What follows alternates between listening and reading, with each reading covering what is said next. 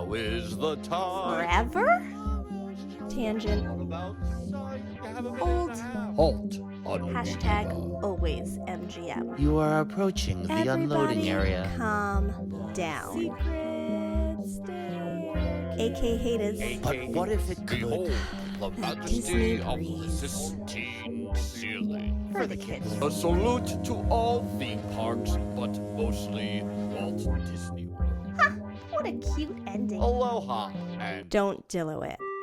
This is Theme Park Thursday with Dillo's Diz. She is Jen. Hello. And I am Frank, and we are here, if you're listening to the audio feed, on Thursday, August the 21st. Yes. That's correct. That's correct. We're nowhere near August 21st as we're recording this episode right now. The reason why we're recording this, because we're doing all the things during August. I was already at the Sterling Renaissance Festival. What a success that was. What a success it was. It was great. It was great seeing Jeffers. Jeffers, yeah. Another year from Lenny Burroughs in the books. Yeah. Put it in the books. And now Jen and I both are a day away on this, the 21st of August, from embarking on another cruise, not on a Disney cruise line. It's fine, though. It's fine. It's We're totally excited. fine. We are excited. Yes, exactly. I mean, it's leaving out of Manhattan, so that of itself with less travel is exciting for us. I was just thinking about that the other day. I'm like, it feels less stressful just to know that we're not packing. And I mean, listen, I'm never going to turn down a Disney cruise. Mm-hmm. But the idea that we were doing that for like 2 or 3 days and then the ground, I'm like, oh God, all the packing that has to be done. I'm like, this feels shorter and we're going from our backyards, kind of, all the things. I just have to get in an Uber and cross over a bridge. It's amazing. Well, It's you very can't nice. handle that part. The bridge, you would rather Right. do that. We'll get into my phobias of bridges another time. But I will say that we have a guest, a Dillo's Diz Resort guest. And he is here to talk about his cruise that he took this summer. Because we need a little Disney Cruise Line vibes. Yeah, for sure. But I want to mention that right prior to me recording this podcast, I said who the guest was. And I said what this guest would be talking about. And Mrs. Dillo said, well, that would be one way to see Alaska on a Disney cruise. And I was like, what? What? So now I'm a little more intrigued than I ever was before. No, but Alaskan cruises are something that we've talked about a lot. I think in general, the way to see Alaska, I think the best is through a cruise. So we have Ryan here, Ryan Alexander. He is here to talk about his family cruise on the Disney Wonder to Alaska. Ryan, welcome back. It's good to be back. How are y'all doing? We're doing well. Ryan, I feel like I just saw you in like September, but I didn't. I just saw all of your friends instead. Yep. Yeah. I sent a proxy to the meetup. How about that? Yeah. Yeah. Like, what? I still can't get over that story. On a Still Disney bus crazy. from the Animal Kingdom, because midday buses from Animal Kingdom are very busy because a lot of people are leaving the Animal Kingdom around the same time we are. But Jen Half day park.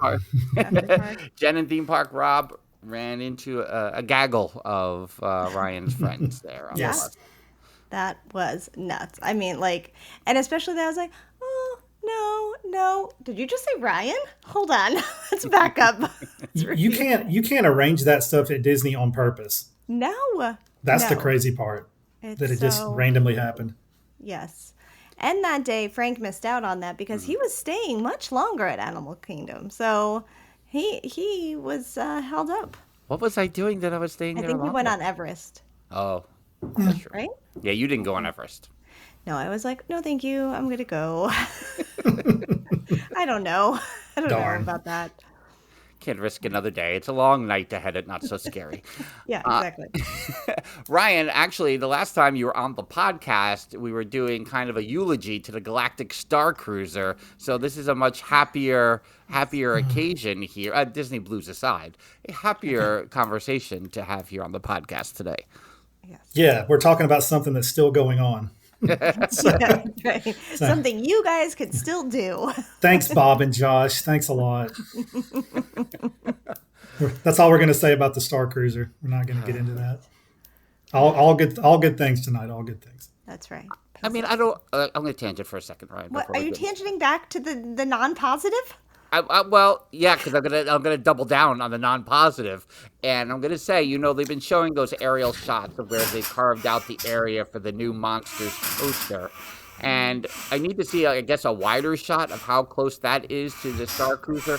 Is it possible we're gonna see an expansion of the whole back area there of that parking lot where the Monsters coaster is going to go, and then eventually the area behind Monsters will be Galaxy's Edge expanded all the way to the Star Cruiser? Is that a possibility? I mean, if they're going to expand Galaxy's Edge, that's about the only way left to go at this point, because they're not going to tear up Toy Story Land, nor should they. No. And so they'd have to go through the parking lot, and it's not that far.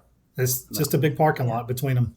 Yeah. Yeah. So, I mean, I'm still holding out that Star Cruiser's turning into something down the line. Not as a Star Cruiser, but as something. No. Unfortunately, no. It's never going back. I would have already. I'm giving up on it. Look, Forget let me it. say this: if it was still a thing, I'd have already been on it again. I'll say that it would have already happened a second time. So, what might have been? Yeah, what might have been. The 9-year-old found a jar of mine the other day, and on the jar is a piece of tape that says Star Cruiser Fund. And she's Oh, like, no. "Honey, what is the Star Cruiser?" I was like, don't worry about it. It's over. It's a thing of the past. I do want to mention Val calling it out as she should. She was also on the bus with Ryan's friends. I'm sorry, Val. I'm sorry. I do believe the seating, because it was me and Theme Park Rob, Ryan's friends, and then Val's like, it's. I apologize, Val. Y'all had them surrounded. All right. So the Disney Wonder, the Alaskan cruise, what made you choose this as your cruise of choice this time around? Alaska's a bucket list, right? I mean, it's been on mine for years. We were talking about it with some friends, and what's our next trip going to be? We went with another family, and we've cruised with them before, gone to Disney with them before, and so we were like, what if we did Alaska? And so I have a goal to get to all 50 states. And so Alaska was number 47 for me. Whoa. So it was one of the 4 I still had left to get. So I needed to get up there, and we were like, let's just pull the trigger and go. So we booked it, a year and a half out, like you do with Disney Cruise Line. Like you do with Disney Well, Cruise like you Line. should do with Disney Cruise Line. It's the same. It's the best price you're going to get. And for Alaska, that's important. So, That's true. and so, yeah, we had talked about it. We had, played around with the idea for years. And we finally were like, the kids are old enough to where they're going to appreciate it, enjoy it, and can do the things we want to do. So let's go. And so that's kind of how it happened. Yeah, I mean, I feel like most people, I don't want to say everyone, but most people, I feel like Alaska is a bucket list thing for so many of us. And I have definitely thought of like, ooh, a Disney cruise in Alaska. That would be good. And now Mrs. Dillo's, I mean, everybody's getting in on this. Mrs. Dillo said, yes, book it. That's what I heard. No, is that not what she She's said? going to regret that. Let's put it that way. Take the trip. Take the trip. It's Check true. the flights. And I did check the flights. And I do. Don't check the flights. That will the key. squash it. That's the key. Yeah. Yeah. Or do what and we I- did and fly into Seattle. Yeah. It's a lot cheaper than Vancouver. Or at least it was for us coming from Alabama. It was a lot cheaper to fly to Seattle. That makes sense. Yeah. And I do think we would plan that a little bit more than, look at how far we've come with these meetups. We've planned True. so much more each year. Alaska, we would probably have to do some planning. Yeah. I'd highly recommend planning a little bit for Alaska. Yeah. Yeah. So the ship went out of Vancouver. It did. Yes. It went out of Vancouver. So we flew into Seattle. Going up, Amtrak has a train from Seattle to Vancouver. And it was by far the most cost efficient way to get from point A to point B. And so we did that. And a train ride along the Pacific coast isn't the worst thing in the world. Yeah. It took a little longer than we planned on to get there. So if you decide to do that, I would not recommend taking the train the day your cruise embarks and leaves. Yeah. There was one family on our train that was trying to catch a cruise ship, and we were all scared for them. Oh my God. Because we were a little bit over an hour late getting off the train from what the schedule was, and everybody let them go through customs first to get try to get them through to get to their ship. So do that the day before. Yeah. I feel like I hear Jeffers freaking out at that idea. He'd be there 3 days before. So I feel like, yeah. We had plenty of time. We were fine. Yeah. So Did you allot any time to see if any Hallmark movies were being filmed in Canada while good you question. were there? No. no, we did not. We did have pretty much that afternoon. It was a Sunday afternoon, I think, to kind of explore Vancouver a little bit. We were staying at the Pan Pacific, which is attached to the cruise terminal, which I would highly recommend. They take your bags to the cruise ship for you the next morning. So that's all really nice. And all the right things so far, Ryan. I'm ready to go. I'm like, oh, Yeah. the details are good. Yeah, and so we got there in enough time to kind of do some. We did some of the walking near the hotel to kind of. There was some kind of steam clock we went and saw where the Olympic flame was. There's some things you can do around there, and of course, I have daughters, so buying sweatshirts was the most important thing on the agenda everywhere we went. So we had to go do a little bit of that as well. So it was a nice laid back day before the cruise. So we weren't in a hurry for anything. So it was kind of nice. No, Jeffers, I did not see your Uncle Greg. At least not that I'm aware of. He may have seen me.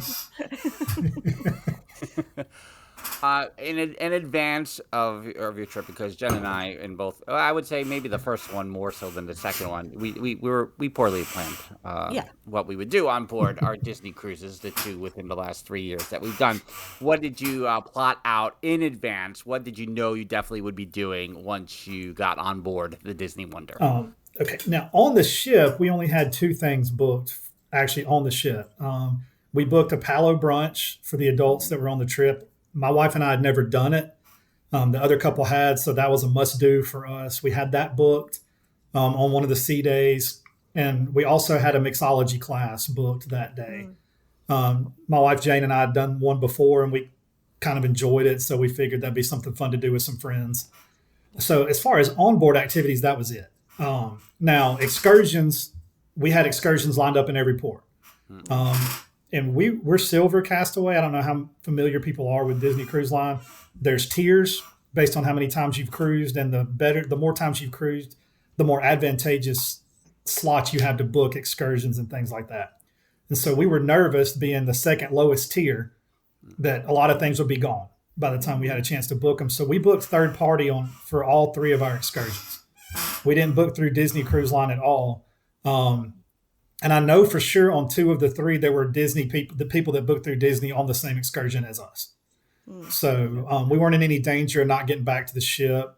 And a lot of the booking agencies up there, they ask what ship you're on. They know the schedule.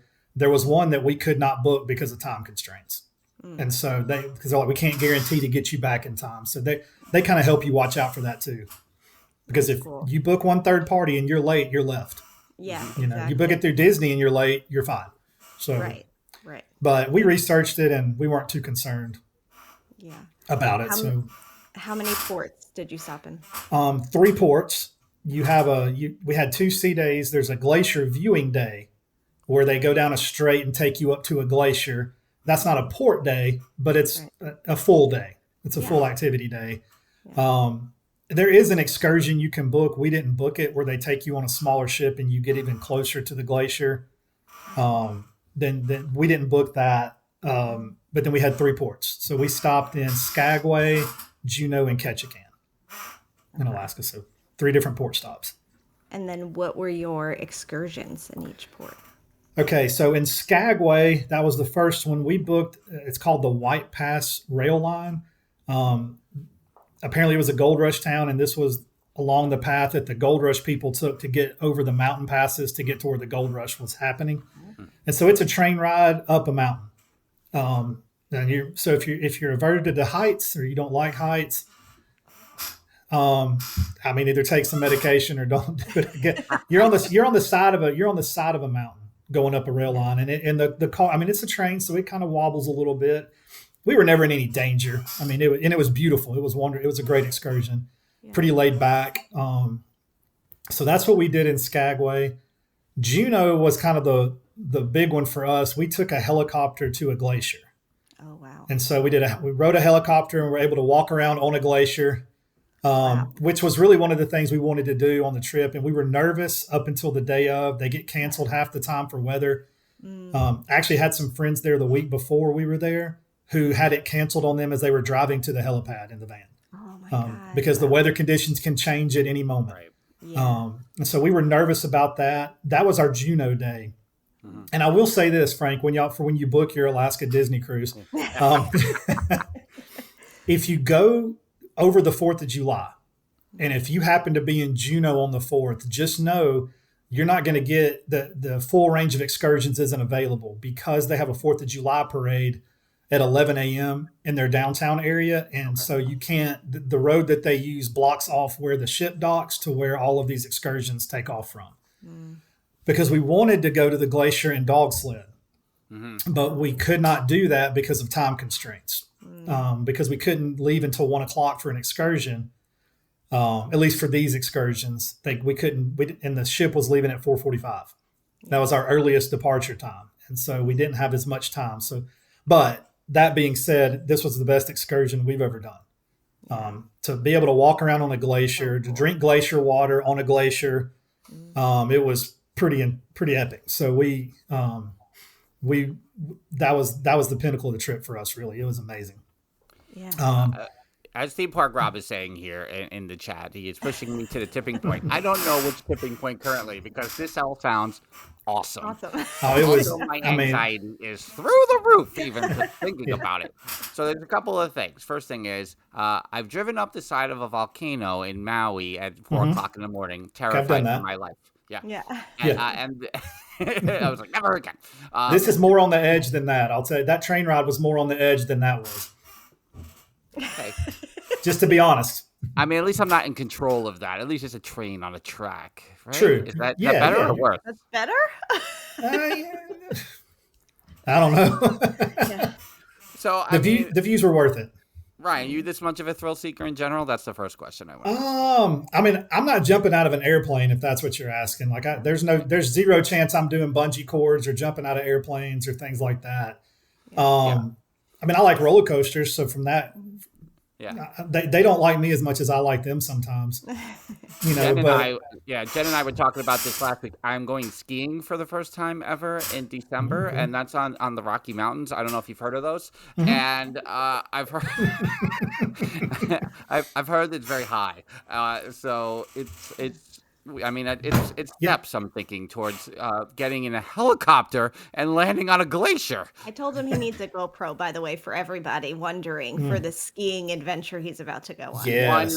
One on the path and one on me, like. Absolutely. Yeah, you got to have two. I'll say this. My wife was terrified to do the helicopter. Terrified. Like saying, you're going to have to medicate me. And so I was like, well, I think it'll be okay. The only thing I was worried about was takeoff because I was afraid it was going to tower of terrorists going up. That helicopter ride was the smoothest thing. It was smoother than that train. It was smooth up, smooth flight. The funny thing is you feel like you're barely moving in a helicopter, kind of like in an airplane. We were going over 200 miles an hour and didn't know it, and so the helicopter pilot, talked us through everything as he was doing it. So he was he could tell she was nervous. Yeah. And here's the thing about the helicopters. You don't pick your seat. So you do, like this was the weird thing. So I'm booking this helicopter excursion for us and this other family, and I'm having to put in everybody's weight, including my wife, including my friend's wife. So I have to ask my friend, how much does your wife, but they have to know that. Because there's weight limits. If you're above a certain weight limit, you have to tell them in advance. It's a little surcharge. You can do it. They just have to know. None of us were at that point. But they seat you based on weight to evenly distribute the weight front to back, side to side. So we get in the helicopter. My wife is up front with the pilot, and I'm in the back with our girls. And of course, the one that's petrified's up front where she can see it, which turned out, I think, to be a good thing. Because he talked her through it, and the flight was smooth. It was great. And when you're out on the glacier, it's like you're there by yourself. Like you don't see anybody else. I think that was when we saw a mountain goat at one point on the side flying in. So it was just incredible. I mean, if you can get there and do it, I would highly recommend it. It made the trip for us. It was the highlight of the trip. Is what we were most looking forward to. Yeah. And now the price point can make you want to vomit. But but it was one of those things where, like, we're going to be here once. Yeah. If we're going to be here, if we can get this booked, if we can do it and it works out, let's do it. Yeah. And the good thing, because I know they can cancel, right? It can be if it's canceled for weather, anything like that, they'll tell you up front. They will try to rebook you on something else. If they can't, you get your money back. Yeah. So it's not a risk to do that. So it's not a big deal.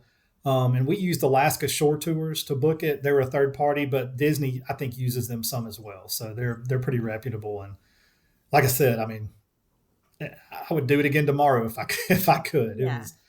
It was amazing. Everybody loved it. That was all of our favorite parts of the trip, even the girls. So don't be scared of the helicopter, Frank. You'd be fine.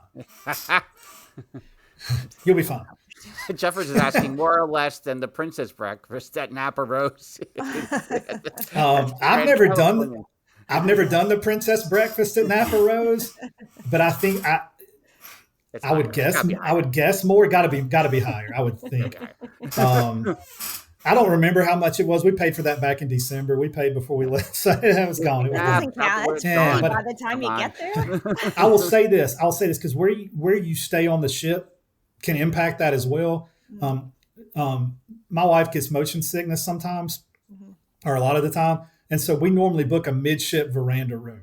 Okay, for this trip, when we were booking the day of, we were almost at the very back of the ship with a veranda, because the price difference in those rooms paid for the excursions. So you can kind of, whatever your budget is for the trip, you can make it fit and make it work. Right. That Disney math will always work out. It's applicable or applicable on DCL. Right. Yeah. I mean, that's relative to everything, right? But you don't have to have a veranda either. But I mean, if you know, again, you can kind of make it work in monkey around. That's kind of what we did. We took a room we wouldn't normally get, a little smaller than we would normally do, in order to do some of these excursions. So that was our Juneau one. The only other thing in Juneau of note is my 15-year-old left her wallet in a store in Juneau. Oh my God. And we don't discover this till we're getting back on the ship after the helicopter excursion. So we're getting on the ship, and we're they've got the little life raft, Mickey shaped rafts that have the name of the ship and the port and all that. So we're taking a picture. I get a phone call from Glacier Bay, Alaska, and I'm like, I don't know anybody in Glacier Bay, Alaska. If it's important, they'll leave a message. I'm thinking it's some scam person or something. Whatever. You get those calls all the time. They didn't leave a message. I didn't think anything of it. Get on the ship. And before we leave, I'm checking, because you don't have internet at sea unless you pay for it. And I'm like, I'm not paying. I like being unplugged on the cruise. I don't want to. I don't want contact with the outside world. I want to be in the bubble. So I was just checking some things, and I noticed I had a message on Facebook Messenger, of all places, which only one of my friends and my mother used. So I'm like, maybe it's a Star Wars meme from my buddy Terry. I don't know. So let's check it out. Right. There's a message on there from a guy that I don't know, saying, I think I have your daughter's license and your credit card. Oh my gosh. And I'm like, okay, are you making this up? Right. So I messaged my daughter, who's already back in the teen club with her friends that she made on the cruise. Hey, what did you do with your wallet? When we came back for lunch before the helicopter, I put it in the room. I said, okay, good. Go to the room and find it right now and let me know. Right? I need to know you have it. 5 minutes later, here's the message. I swear I brought it back on the ship. And I'm like, actually, you didn't. And we've pushed off. The ship's left now. So I called the number back, and shout out to George at the Alaska Juneau Mining Company for being a top-notch person who not only found her wallet that she left there, managed to somehow get my phone number and message me to contact me to tell me he had it.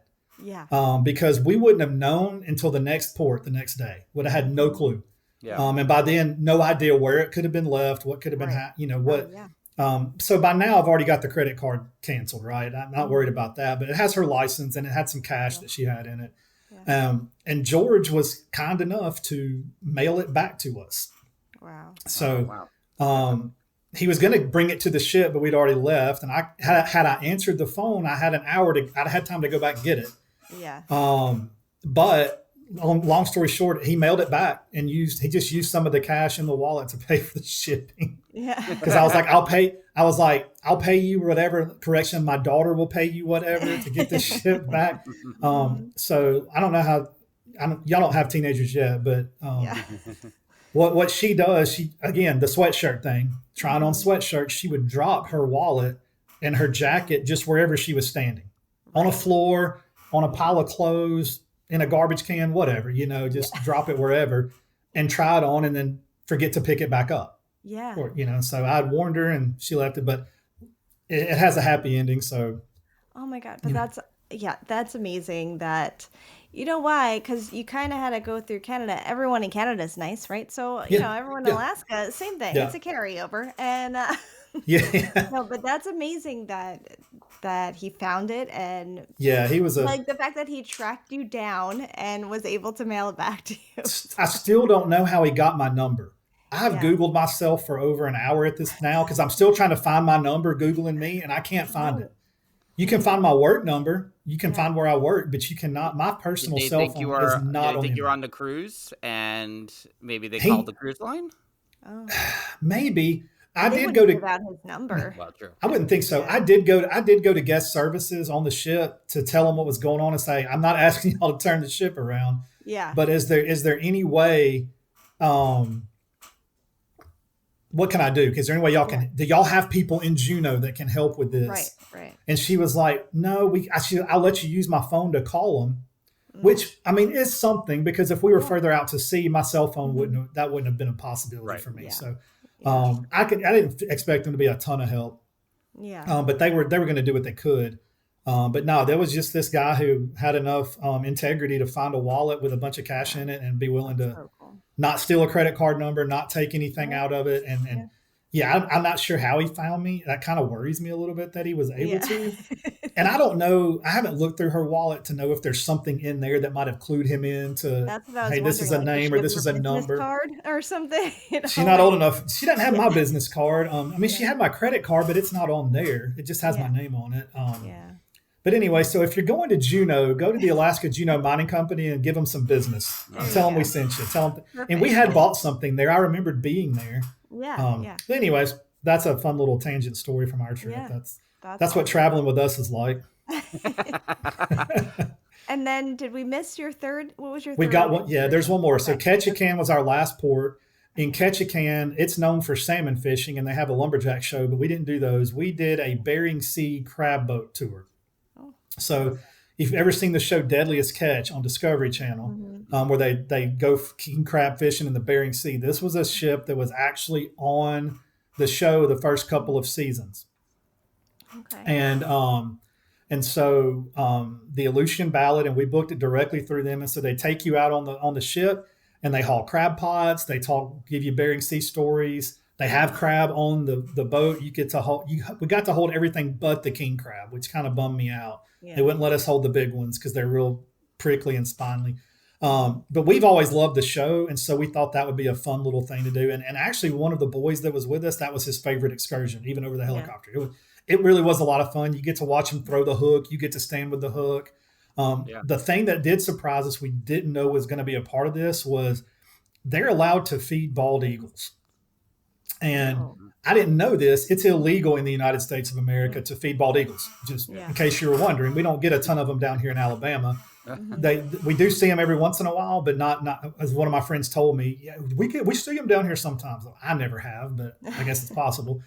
But they are allowed to throw herring into the water so they get us to a certain point, and they start throwing herring out, and within 30 seconds, there's 20 bald eagles just dive bombing everywhere. Wow. And you're getting to watch them and film them take the fish out of the water. They caught them in midair a couple of times. So that was a nice surprise that we weren't expecting with that excursion. But it was a lot of fun. And so that was a really neat excursion for us that like the Deadliest Catch. If you like that sort of thing, it's a good one to do. That's very cool. No, those are three really cool. I mean, if you're going to go to Alaska, and it might be a one and done because of the environment or just, oh, I'm more of a beach person or whatever the reason, but you want to go to Alaska one time, like you got to go all in. So those Yeah. 3 excursions, go big. I'm glad I we really talked feel like about- you go for the excursions, right? I mean, you can be on the Disney Wonder and other places in the world. And the ships are great. We had a blast on the ship, but you go for the excursion. Yeah. And I think the only one that we didn't do that was really popular was whale watching. A lot of people do whale watching in Alaska. We couldn't fit it in. We had our priorities, and so that's kind of what we chose to do. But the people that did whale watching had a blast from the ones we talked to. So. All right, before we pivot back to the ship itself and talk about the things on board, I want to just talk about the train up the mountain a little bit. Okay. This train on the side of the mountain. So Well, first, I think it's cool about I was like, oh, gold mine stuff. That kind of history and that element of it is really cool to me. What happens at the end of the train? Like, what do you get out of the train and what happens? There's a couple of different options. You can take an old steam train, which we did not do. We did a regular train. I don't know trains that well, but there's different links you can do. There's some that are longer. So ours, you actually go up back into Canada, and so ours we crossed into Canada and there's a loop, and so it loops and you come back down the mountain, and so you basically start at 0 elevation. You get up to I think about 2,900 feet above sea level, and then you come back down. There are some that go further into Canada and get out and do some other things. But the one that we did, it's a loop. So it goes up, loops, and comes back. So yeah, you go up and you come back on the same track. Yeah, that's cool. No, I mean, yeah. I mean, what goes up, what goes down is really what I was thinking there. But I was like, what's that like? What's it like coming back down? yeah. A nice slow track down. And they provide water for you on the train ride. There's restrooms in every car. So there's decks on either end of the car you can stand on that are outside that you can kind of look on. And really, I mean, yeah, you're on the side of a mountain. I mean, the whole time you're not looking over 1,000-foot cliff. Okay, there's only a couple of spots, and there's a couple of bridges you go over and a tunnel. I think there's 2 tunnels that we went through. So all that kind of adds to the excitement. And the whole time you're on the train, the conductor and the people on the train are telling you kind of the story of the trail, and you can physically see the trail that people took. So the train's not right on top of it, but you can see it off to the side in a few spots, the part where they actually walked. And so to think about somebody trying to do that was pretty crazy. Yeah. So so it's a loop. Yeah. No, that's cool. Jen, you ever going up in a helicopter and landing on a glacier? What do you think? I mean, here's the thing. It's the Alaska thing, right? Like that sounds amazing and so cool. And like, yeah, of course you have to do that if you're going to Alaska. Oh, like I really don't like the idea of helicopters. Like, I just don't. The one who's scared of the Skyliner is going to get in a helicopter. I'm not scared of it, Ryan. Hey, look. I was threatening to do this with my wife. I was a big A-Team watcher when I was a kid in the 80s. The B.A. Baracus was scared of planes and helicopters too, and they just knocked him out and woke him up when they got done. So, I mean, I'm not opposed to that. You can do that. And I think, your wife had it right with like, just medicate me if you have to. Do what you got to do. But I'll give her credit. She handled it like a champ. She was very nervous to the point where he could tell, obviously. But afterwards, she said she would do it again to give you some peace of mind about it. She would do it again in a heartbeat. So she would do that again before the train, I think. The train got her a little bit. I didn't realize she was worried about it, but it certainly did. It's like a Skyliner without a cable. Thanks, Jeffers. I'll be honest with you. I've rocked more on the Skyliner than we did in that helicopter. All right. I'll say that. Right. It's not bad. Point for the helicopter. I mean, we probably could have gotten on a helicopter in Iceland and landed. I don't know if that was an option, but I'm sure Mr. Dillo was like, he's not doing this. I've already gotten him here. I got him to Iceland. We're not baby steps. Baby steps. Yeah, exactly. Right, exactly. One thing at a time. All right, so let's talk about the ship itself. Do you want to where do you want? Do you want to begin with the Palo brunch? We can. It's up to y'all. Y'all ask the questions. I provide answers. Let's do a whole. You're the professional.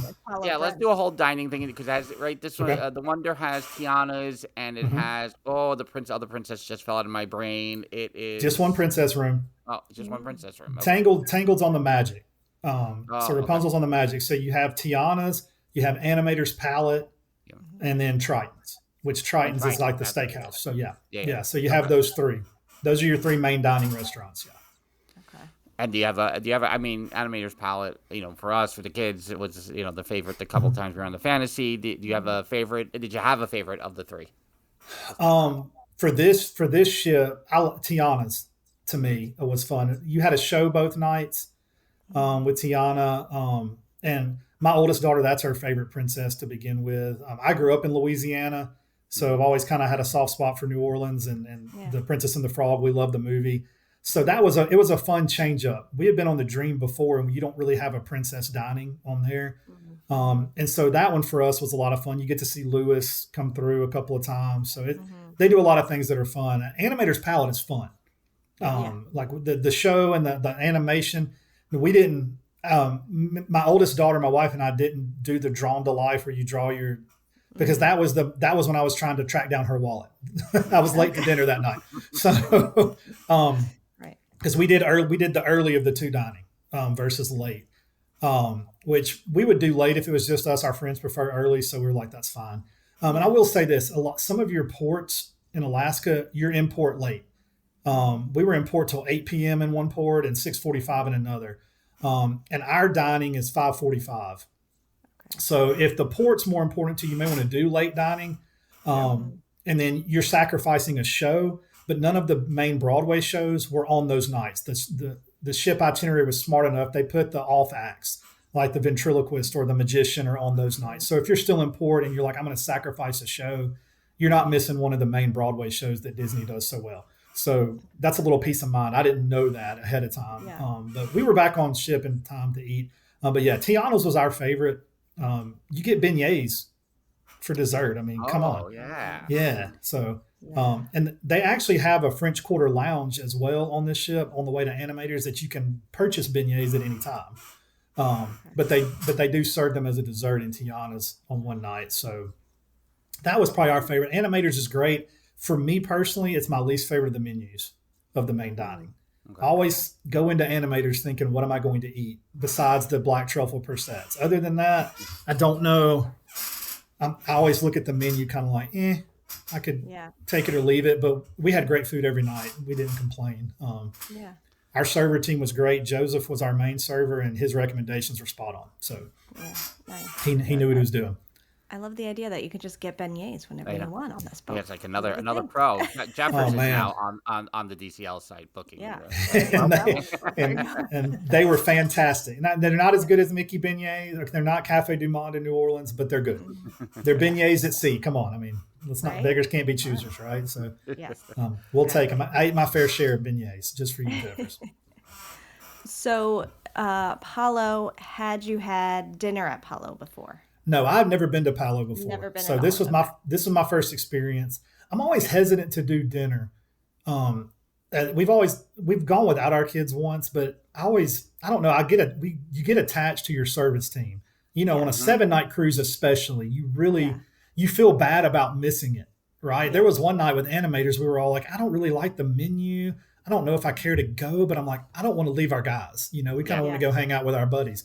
And so, we like doing the main dining. The other thing I don't like, and I wish DCL would let me know ahead of time what my dining rotation is. So then I could pick what night I would want to skip, to go have Palo dinner at some point. Right. Because I think it would be great. And the brunch is any indication, it'd be phenomenal. But yeah, so we've never ventured away from main dining. And on Disney ships, it's such high quality, it's hard to skip it. Very true. Now, that's one of the things we said last week when talking about the cruise we're about to go on a different cruise line. That it's not you got to make the reservation. You got to book it every night. Rather, you don't get the same server team on the ship, and it's like, what? We're not going to see the same people. Listen, we're creatures of habit. We require the same server team for our cruise throughout. Please. Yes. For sure. To me, it's one of the best perks that Disney Cruise Line has, and when you first hear about it, you're like, oh, that's no big deal. But I think it really makes a difference. They learn what you like to eat. They know how to make recommendations for you. After the third night, I think it was, every night we got there, our drinks were on the table waiting for us because they knew what we wanted to drink. I mean, it was just that level of service that other cruise lines have great service, but this is where they get to know you, you know? And so they were like, the last day of the cruise, please come eat breakfast so we can see you before we leave. You know, you get used to them and them to you, and it makes the dining experience to me a lot better. Back to Palo Yeah. and Okay. brunch. Yeah. I want to hear what you ate, what you thought, and what you drank, and was it glacier water? Okay, not in Palo, no. Now, the day that you have this is a tangent from that because of the glacier, but the day that you go to the glacier, I mentioned that excursion they take up closer, they bring back a hunk of ice from the glacier that is broken off, and they set it on the pool deck, and so it's there. So yeah, I think they do it to kind of the scientists that are on board, they have a couple of naturalists and stuff that do talks. They kind of they figure out how old is the glacier. It's part of the thing that they do for going down the strait. It's not just to show off a block of ice for Disney Cruise Line. There's a reason to help them know how old is the glacier ice. There's some way they can figure that out. I don't understand all of that. Keep selling us on this cruise, Ryan. Yeah. Go ahead. So, All right. so back to Palo. I did not have glacier water that I'm aware of. They may have used it to make the calzone I ate. I don't know. Yeah. I wouldn't put it past them. Yeah. So we had booked, and like I said, we went with another family. So this is another thing to be aware of. We could not, for whatever reason, book all four of us on the same reservation. Me and the other guy, we tried to do it multiple times. We were linked. We had done everything right. It would only let us book two at a time. So our friends got it on the first sea day, and we had it on the last sea day. Okay. And so we wanted to do it together. So the first thing we did when we got on the ship was they have a desk you can go to see if there's any availability. We just had them combine them. Okay. And so they're able to do that. Just so if you have trouble doing that, if there's multiple staterooms, don't freak out and panic. Most of those tables in Palo can seat 4. And so if you're only at 2, they can add 2 more very easily, and they're glad to do it because then they get more people in. So don't panic about that. So, okay, so this was our first time at brunch, and go hungry. My goodness. The food. So I'm trying to remember everything I don't have it written down in front of me. I'm not prepared. I'm not a professional podcaster here. But I do remember they had 2 different charcuterie boards. One that was a more traditional meat and cheese charcuterie, and another one that was seafood. Yeah. So we got one of each for the table, and we all kind of shared that, and it was all great. My wife had a smoked salmon bagel, something or other, I think, or smoked salmon eggs Benedict, maybe something like that she really liked. I had a ham and cheese frittata as kind of the first level. So we did that. Then we ordered a couple of pizzas for the table because they have pizzas they make there. So we got one had meat, one had sausage meat on it, another one had something else on it. They were both great. Main course, I had the lasagna. Flatbreads for a second. Did you do the gorgonzola grape? Is that what it was? There wasn't a gorgonzola grape because I was looking forward to that, and it was not offered. Interesting. I'd have to pull the menu back up. I don't have it pulled up. I didn't. I can find out and let y'all know in the chat in the Discord. See, there's a shout out. If you want to hear what kind of pizza we had, come to the One Channel Discord. Sell, right? So yeah, I don't remember what it was. It was good. Whatever it was, it may have been a margarita. I don't think it was a margarita pizza. It was something, but it was whatever it was excellent. It may have had prosciutto on it. I don't know. That sounds like something I would eat. Anyway, yeah, who knows? After that, I had a calzone, which I don't know where I got this idea. I thought somebody had told me once that the portions are a little smaller in brunch so that you can eat. That's not true with the calzone. It was a whole pizza folded in half. It honestly may have been the best calzone I've ever eaten. It had prosciutto, it had peppers and onions and cheese and it was just the breading that they had on it was just almost melting your mouth. It was so good. Which everything at Palo is top notch, it's just we did have mimosas with lunch or with brunch, I guess. Those come complimentary. You can buy other drinks. I don't think we did. We didn't buy anything there alcohol wise. So we had the mimosas and some other drinks with brunch. So it was calzone, then the lasagna, which I would highly recommend. If you go to Palo, get the lasagna. Even if you can only eat 1 or 2 bites, get the lasagna. It's that good. It melts. You don't chew it. It melts. And somebody else at the table got the chicken parm, which they really liked. I'm trying to think if somebody got it. I think that was what everybody got. I think that's right. So at that point, we're still eating, right? You're not done.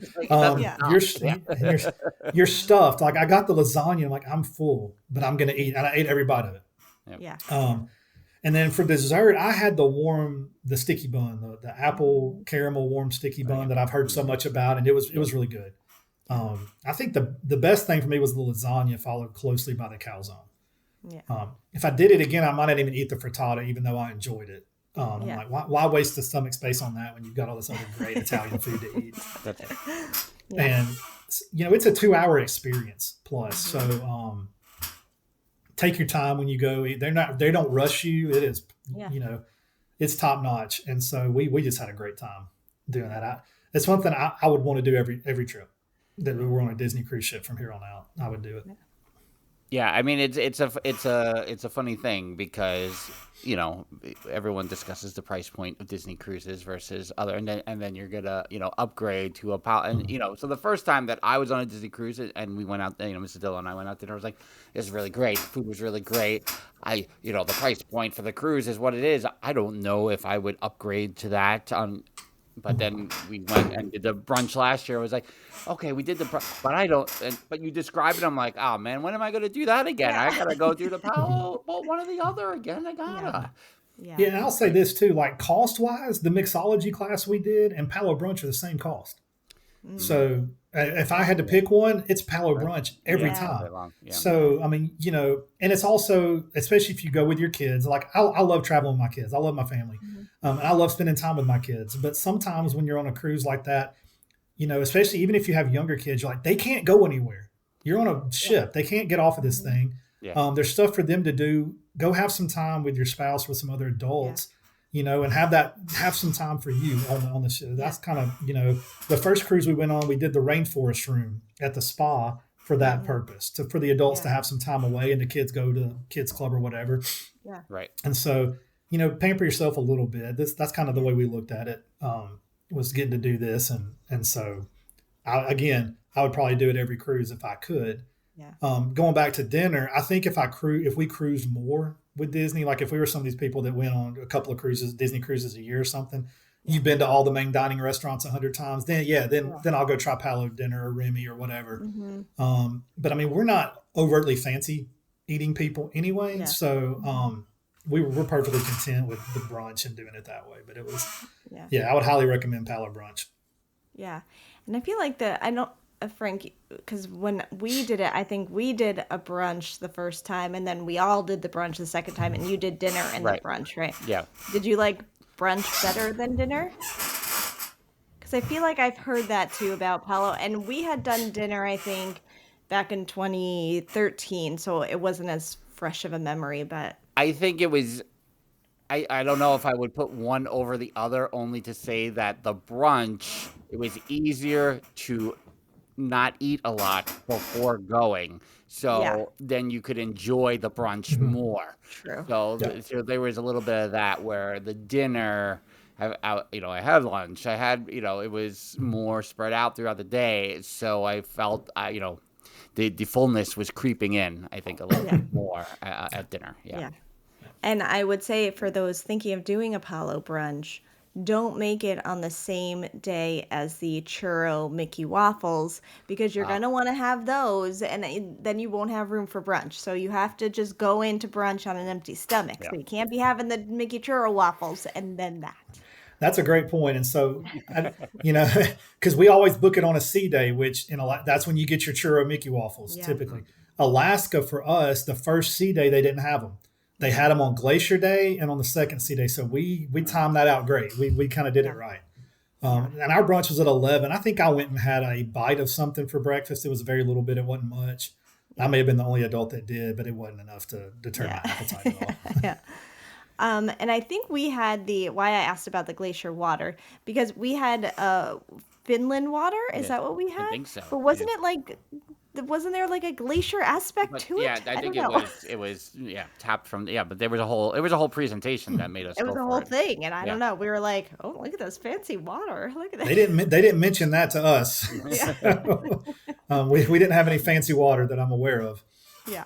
But do knowing like them, they our could have fancy had water. they could have imported water from Italy to make the calzone and the flatbreads. Who knows? Yeah. No, and they do use, I think it is kind of, they import the flour and all of that because I know when I go, oh, what's gluten free? They go, no, you can eat everything. Yeah. I'm like, okay. If you're European, you're fine. Yeah. Like, Yeah, I mean, oh. if you're lactose, right? If you can't do Yeah. cheese, they can work around it. I mean, Yep, they're work more than around willing everything, to. for sure. So yeah, they'll take good care of you. Yeah, definitely. You had mentioned the shows. Did you see any shows while you were on the show? Yeah, we did. We saw the 3 Broadway shows that they had, where they had the Golden Mickeys, which is kind of standard across DCL, with Disney Dream or Dreams, something that was the last, and then we had Frozen as the main IP Broadway show. Yeah. Yeah. And they were all excellent. They were great. Yeah. We watched all of those. We saw The Magician. We did not see The Ventriloquist. We also I'm a big movie person, and so saw Snow White on the ship. I had not seen it. Saw Elio on the ship. Had not seen it. Yeah. Saw Lilo and Stitch on the ship. Had not seen any of those. So I got three movie in a theater that I hadn't gotten before. So. You're making your money back from not going to the movies, Right? Ryan, Disney man. Hey, went and saw Fantastic Four last night, and you were right. I mean, the cost to go to a movie, my goodness. Yeah. I was like, this is why we don't go often. No, Yeah. because I love movies and love theaters, and so Yeah. to have a theater on the ship, Elio, they actually showed in the main Walt Disney Theater one night, and instead of a Broadway or something else. So. Did that, and the rest of our group hadn't seen Thunderbolts, and I had, but they watched Thunderbolts while we were on the ship too. So That's a good week of movies right there. Yeah. it really was. We had some good releases. And I liked Lilo and Stitch live action better than the animated. Oh, interesting. Believe it or not, I was honestly surprised by how much I liked it. Yep. Jen Oh, saw the same. live action. I have not seen it. Yeah, it's crazy you haven't seen it. Because I like Stitch, but that movie has never been one of our favorites. No, I mean, not that it's terrible; it's just not one of our favorite. But the live action I was surprised by how good it was. Yeah, I was like, oh, I like this movie. Yeah, I was the same And way. you saw Elio, Yeah. and I didn't. Elio. And we both saw Snow White and enjoyed it. And Yeah. I think because of what's out there, what's been said in the world, I went in low expectations. I was like, no, this is a fine live action Yeah. version. Yeah, I mean, is it something I'm going to watch over and over and over again? Probably not, but it was fine. It was. Yeah. I didn't dislike it. Right. And after everything you hear, you just didn't know Yeah. what you were walking into. But I'm like, Right. it wasn't terrible. No. It wasn't as good as the other live actions, but it wasn't bad. Yeah. For me, anyways. But Yeah. Lewis is saying Jen's from getting what I'm- nervous because we're talking about it. No. da-da-da-da-da. Da-da-da-da-da. Moving on, Lewis is saying, from what I'm hearing, a cruise is food, upgraded food, and excursions. I mean, yeah. Well, yeah. Cruises are all about food. Always, no matter what cruise line you're on, it's all about the food. I'll say this too. For me, a cruise is relaxing. Yeah. And I think that's why we like DCL so much. I get Disney, but I feel relaxed. I feel refreshed when we get back from a cruise, honestly. Yeah. When I go to the parks, I don't. And that's not a knock on the parks. I love the parks. But the cruise for me is a chance to relax. And really normally spend time with family, although we didn't see our 15-year-old hardly at all on the ship. So, but that's good. She had a good time. So. And to that, because we have our younger kids are all about the same age, so we kind of know how the kids club is, or as our kids call it, camp. But how is the older club for the older ones? They loved it. The two teenagers, the family we went with, and my family, we have both of our kids are the same. So our oldest kids are the same age. Our youngest kids are the same age. Okay. And we've got girls, they've got boys. But I mean, they're practically brothers and sisters. We've traveled with them for so long. The two older ones we never saw. They went the first day. There was a group of about 15 teenagers that they kind of merged in with. Yeah. And if we were on the ship and not eating dinner, they were off doing something with them. Yeah. My daughter still talks. Their cruise group FaceTimes almost every night still. And this is a month later. That's so they had a wonderful time making relationships and hanging out. And one of the girls that they met lives an hour from us. And goes goes to a high school that we play in football, basketball, baseball. So small. And then we had they had a kid from Australia too. So, I mean, all sorts. Cool. So the older ones really liked it. Yeah. My 10-year-old, almost 11-year-old, she was kind of in between. So age-wise, she was supposed to be an Oceaneers, which is the younger one. But the other kid that was with us, he was already 11. So we got her in the Edge, which is the middle one, for like 11 to 14. And they were fine. We told them we would prefer her to come up here. She wants to be. She did not find friends like my older one did. And some of that's their personality. And some of it, I think, is just a 10, almost 11-year-old doesn't have a lot in common with 14-year-olds. And so it's kind of a crapshoot a little bit on what you run into. She went some, but it also was more video game oriented, stuff like that. And that's just not her thing. So I ended up spending a lot more time with her than I thought I was going to. The funny thing about her is the day we did Palo, hey, go to the kids club, hang out. So our brunch is at 11. At 11:05, I get a text from my 10-year-old. Now, how long is this thing that you're doing? I'm like, 2 hours. Go have fun. We'll see you when we're done. And they did. That she would go around and meet characters. She likes meeting characters, so they would go around and meet characters because you got the listing in the app, and so the navigator, the schedule. So they would go and meet characters and do things like that. But so we spent a little more time with her than we thought we were going to, but it wasn't a big deal. She's fun to be around. So. That was my next question. There was the character, because we talked to Jeffers. Jeffers was talking about Hook and Smee walking around Fantasyland and the Magic Kingdom when he was there. We were comparing Disneyland to Walt Disney World to Magic Kingdom meet and greet characters. But the cruise line is like such a nice balance between the queue situation and the spontaneous run into a character.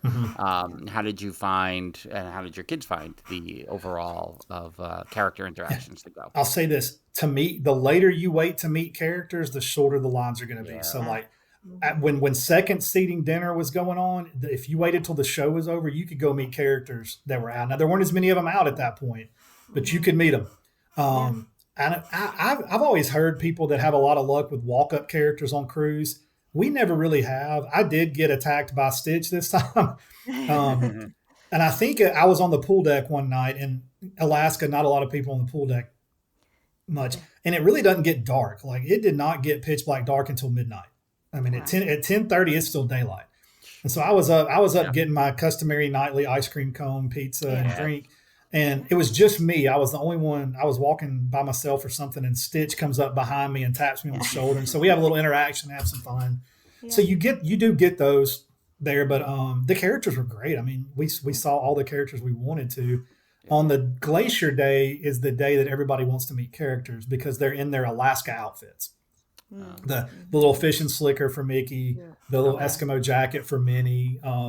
Donald's in the lumberjack outfit. Daisy's got her little. So they all have their Alaska gear on that day, and so you pretty much are up on the pool deck the whole day, looking at scenery, taking pictures with characters.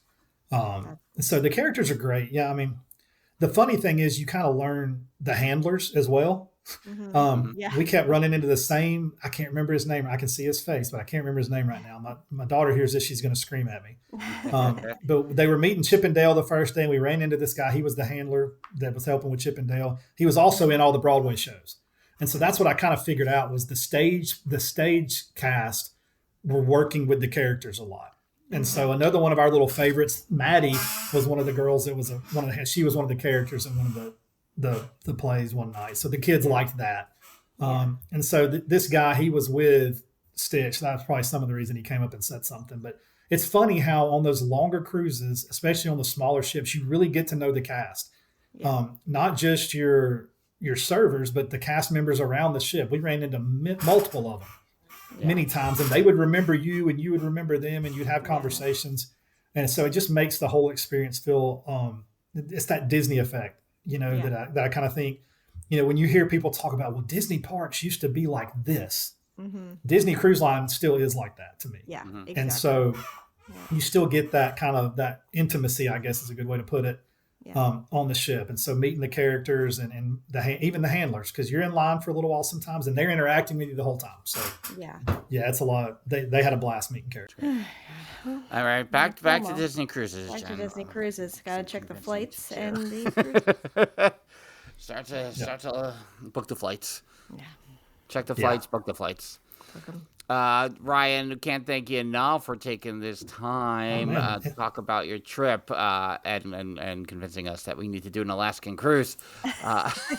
Hey, the real question is cruise meetup. Yeah. Cruise meetup. I mean, that is where we have to go eventually. Yeah. Right? I think it has to get there at some point. Yeah. This is episode 398. We have Neil O'Brien next week for 399 talking about his book After Disney, then the big 400 at the beginning of September. But speaking of meetups, Ryan, what do we have to do to get you to the November meetup? You need to be able to pull enough strings to change the Alabama State high school cheerleading competitions. We'll do it. That's We'll make a couple of adults. Yeah, that fall is so hard with us. My oldest daughter cheers competitively. Her high school, her team, she cheers for her high school, and they cheer competitively, which does get us to Disney every year. So we were in Disney this past February for Cheer Nationals, and hopefully we'll be back again this February for Cheer Nationals. So like this year, the problem I run into with the Alaska trip, with the cheer trip, and all days off for me are non-existent the rest of the year. Unless it's an emergency, I'm not going to be missing a whole lot of work. But one day I am going to get to a meetup. I'm going to make it. But, I'm a CPA by trade, so don't schedule it between like mid-January and mid-April. Right after late April, perfect. Mid-April, no go. But also, what I'm hearing, if you can't take off work, then perhaps just coming in for Jollywood during the meetup. You're saying you could Saturday. do that? That's what you're saying. Oh, yeah, sure. Saturday night. So I don't know all of the competition schedule. November cheer, like the cheer competition stuff starts late October and it runs through early December. The non-national cheer. Yeah. And so we don't have all the dates for that yet. So I'm a little non-committal. I'll buy a T-shirt and be there and say it. I mean, it was a great photo op for Not So Scary last year. That was good. That was good. But no, we're friends again. So I don't know if they're coming. I'll have to ask them. But no, I do want to get to a meetup. Actually, I've met Theme Park Rob. We had a mini meetup in February. Hopefully we can do that again this year. He actually got to meet my 10-year-old. Nice. So she came to the meetup with me. Nice. You're right, Rob. I haven't said no. You're right. I haven't said no yet. Have you met anyone else? I met Tom and Michelle from Hyperion. That was a random. That was the day I got off the Star Cruiser. I had some time to kill before my flight. And so as one should do, you go to the Poly and you go to the Grand Flow. So I'd gone to Grand Flow first because I wanted lunch at Poly.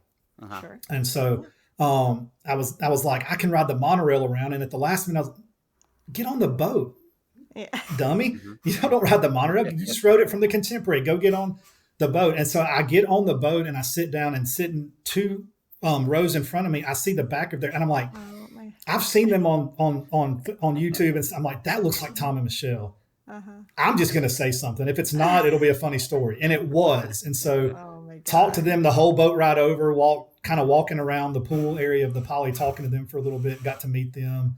And then I met Nate. I'm assuming y'all know, I don't know if y'all have met Nate or know Nate. I think his blog is Diz Mornings is what he's doing now. Yeah. So Nate was on the Star Cruiser with me. Yeah. We didn't know each other before the Star Cruiser. Yeah. And we actually figured out we were in a room together because we were actually in a room together and figured it out on the Monday Morning Monorail Discord channel. Because he had just gotten off the Star Cruiser and was going back. And I was like, you're going back? When are you going back? And he told me the date. And I'm like, I'm on that one. Who are you going? I was like, I'm going with Derek and Doug. Derek, formerly of Rope Drop Radio. Doug's still doing Rope Drop Radio. I'm going with those guys. And Nate goes, I think we're in the same room. And I was like, you're the third guy. Derek had told me there was a third guy. I had no idea who it was. You were him. So it was Nate. And That's so so spent a few days with Nate. Yeah. The day before the Star Cruiser doing Magic Kingdom, and then the Star Cruiser trip with Nate. So I Yeah. think that's everybody in the podcast world.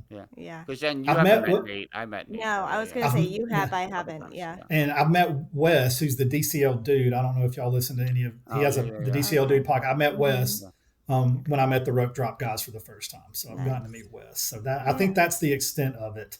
Yeah. But we're gonna add to that total at some point. That's right. Got to get you there. We're doing Got to it. get to a meetup. Yeah. Ryan, thanks so much for taking the time to talk to us about the Disney Wonder. Until next time, she's Jen. I'm Frank. That's Ryan. Bye-bye. Deuces.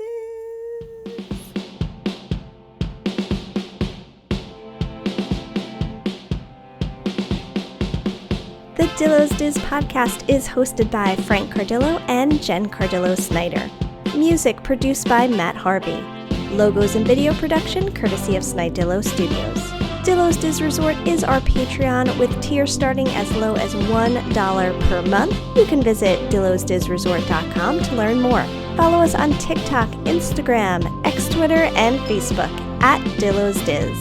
Check us out on YouTube by visiting youtube.com/DillosDiz. Don't forget to like and subscribe while you're there. We also have merch available on TeePublic and Etsy. For all this and more, visit our one-stop shop, dillosdiz.com. Dillo's Diz Podcast 2025.